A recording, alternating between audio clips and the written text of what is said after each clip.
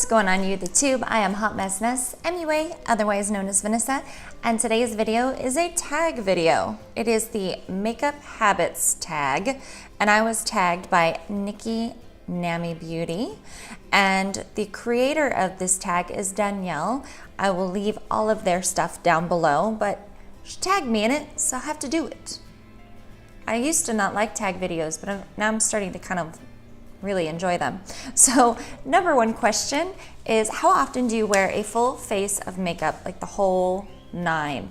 And I'd have to say, I always do my full face for days that I work, so 3 to 4 days a week, but I may not always have lashes or contour or all of that. It just depends on how much time I have. So if I was gonna say contour, highlight, everything, probably 3 days a week. Number 2, is your makeup look more neutral or more colorful? And I'd have to say that I prefer color, but I can take color to a neutral place, if that makes sense. Like, these are all pinks and purples, but if you blend them down, it still is kind of neutral. So I prefer colorful, but I feel like it rides on the line, like colorful neutral, if that's a thing. Number 3, how long does it take you to do your go-to makeup look? Now, I don't know what that means because I'm either like full face or nothing. And there are some days that I go to work with my brows, my concealer, my foundation, and some mascara. So if I want to do everything, eyebrows, contour, blush, highlight, all of that, I'd say probably an hour. That's why most of my videos, my hair's not done, because I really like to take time sculpting the face, like especially when it comes down to like contouring, and then I'll blend in with my lighter shades. I really enjoy doing that. And then my brows are a beast. They're always a different shape. So that alone can take a long time because they're literally a different shape every time I put them on.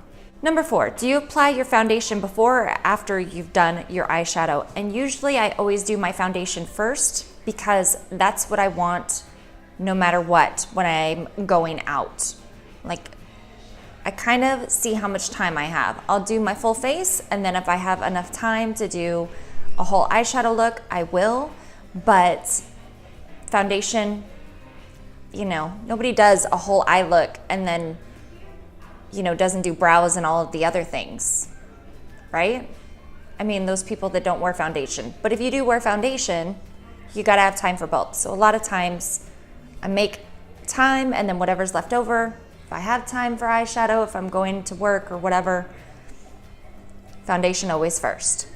Unless it's a really messy, like I already know the shadow is crazy and I need to do it first, but that's special occasion kind of thing only. Number 5. What are some of your bad makeup habits that you can't stop doing? When I put on falsies, if I don't have my little clippy do, I kind of pull on the eye. That's something that I do all the time if I don't have my little clippy. Cleaning my eyelashes. Can you get that cat off? It's shaking the thing. Not cleaning my eyelashes. Sometimes I'll wear them a couple times with like couple layers of glue. It's pretty gross. It's pretty gross. Yeah, those are some of my bad habits. And I will let my brushes go. Like, I'll spot clean them so they're still kind of clean, but like fully clean. Who's got time for that? Number 6, do you use beauty influencer techniques or your own techniques to apply your makeup? When it comes down to... What? You already have it in your hand. Why are you asking me? I mean, there was like a piece like all the way off to the Yeah, go.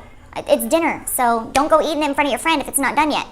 Do you use beauty influencer techniques or your own techniques to apply your makeup? For a while, when I was starting out playing with makeup, I would try to follow YouTube people to a T and be pissed off when it didn't turn out looking like theirs. And you just eventually learn that you don't have the same eye shape as the big guru or the same skin color. So you have to evolve it anyway. So now I find if I see something that someone big does that I like, I'll test it out and see if it works for me. But most of the time, it's like my own things that have evolved. So it's a little bit of both, but mostly my own. Number 7, what is one step in your makeup routine that takes the longest to complete? Eyebrows, hands down, because they can take just forever to do. I mean, if you really stretch it out, I can spend a long time contouring and cleaning up and figuring out how I want to do shadowing and stuff, but no matter what, eyebrows always take forever if I want them to look remotely decent, and half the time they don't. Number 8, what is one step in your makeup routine that you don't mind skipping? Eyelashes.